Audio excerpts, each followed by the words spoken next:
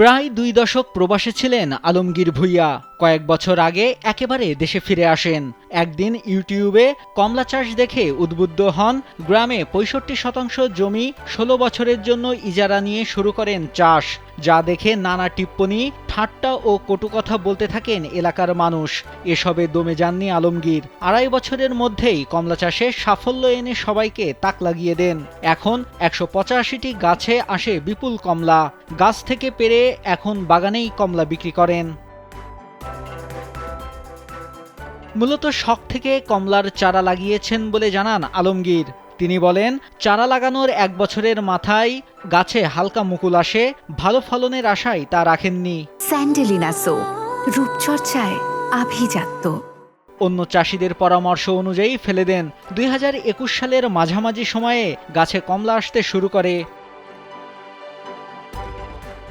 আলমগীরের বাড়ি ব্রাহ্মণবাড়িয়ার বিজয়নগর উপজেলায়। মাত্র ৪ লাখ টাকা পুঁজি নিয়ে সাহসিকতার পরিচয়ে আজ সফল কমলা চাষী আলমগীর। তার বাগানে এখন ঝুলছে নজরকাড়া ছোট ছোট হলুদ রঙের চায়না 3 কমলা। ফলনও হয়েছে বেশ ভালো। এবছর ২০ থেকে ২২ লাখ টাকার কমলা বিক্রি করার প্রত্যাশা করছেন তিনি। নতুন করে আরও 400 চারা রোপণ করেছেন, যা থেকে ১২ লাখ টাকা কমলা বিক্রির সম্ভাবনা রয়েছে। এটা তো শুরু করছি আপনার ২০১৯ সালে। হ্যাঁ, রোপণ করা শুরু হয়েছে আমার ২১ সাল থেকে। হ্যাঁ, ২.৫ বছর পরে আমি কমলা হারভেস্ট করছি এটা থেকে।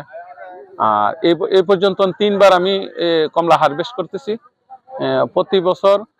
গত বছর আমার প্রায় ১৩,৬৬,০০০ টাকা বিক্রি হয়েছে।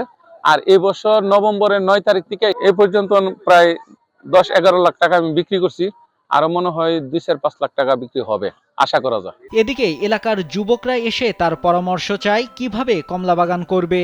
আবার আশপাশের এলাকা থেকে প্রতিদিন দর্শনার্থীরা ভিড় জমায় আলমগীরের বাগানে।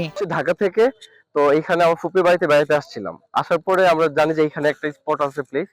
আমরা আসছি, আধা ঘন্টা হচ্ছে ঘুরতেছি, এখন আসলে খাই নাই, যে এটা টেস্ট কিরকম হবে বলতে পারতেছি না। যে কমলা চাষ করেছে, আমরা ঘুরে দেখতে এসে কমলা কোলা খেয়ে অনেক সুস্বাদু মিষ্টি। বাজার থেকে যে কমলা হয় ফরমালিন থাকে, এগুলা ফরমালিন মুক্ত, আমরা দেখে ঘুরতে এসেছি। বিজয়নগরের কমলা লেবুর মধ্যে 2টা ভেরিয়েন্টের কমলা আছে। একটা হলো চায়না কমলা, আর নতুন হলো দার্জিলিং। এই যে দার্জিলিং এখনো পাকে নাই, তারপরও এটার মিষ্টতা টেস্টের জন্য আমরা একটা পারতেছি, দেখি কেমন হয়। কৃষি বিভাগ জানায়, কমলা চাষী আলমগীরকে নানা পরামর্শ দেয়া হয়। পাশাপাশি অন্য কেউ যদি কমলা চাষে আগ্রহী হয় তাকেও সাহায্য করা হবে। আমরা প্রশিক্ষণ দিতেছি এবং নতুন নতুন বাগান আমরা আবার দিতেছি আর কি। পরিকল্পনা আছে সরকার, নতুন নতুন বাগান দেওয়ার। ফলের দেশ হিসেবে বাংলাদেশের সুনাম থাকলেও আপেল আর কমলা বিদেশি ফল। মূলত আমদানি দিয়েই চাহিদার প্রায় পুরোটা মেটানো হয়। ভিটামিন সি ও অ্যান্টিঅক্সিডেন্ট বেশি থাকায় স্বাস্থ্য সচেতন মানুষের কমলা ও মাল্টার প্রতি আগ্রহ বাড়ছে। আন্তর্জাতিক বাজারে কমলার দাম ভবিষ্যতে সঙ্গত কারণেই বাড়বে, যার ফলে ভবিষ্যতে কমলা আমদানি বাবদ ব্যয় হতে পারে কয়েক হাজার কোটি টাকা। তবে আলমগীরের মতো কমলা চাষে বেকার যুবকরা ঝুঁকলে আমদানি নির্ভরতা অনেকটাই কমবে। নাইমুল হাসিব, কালবেলা।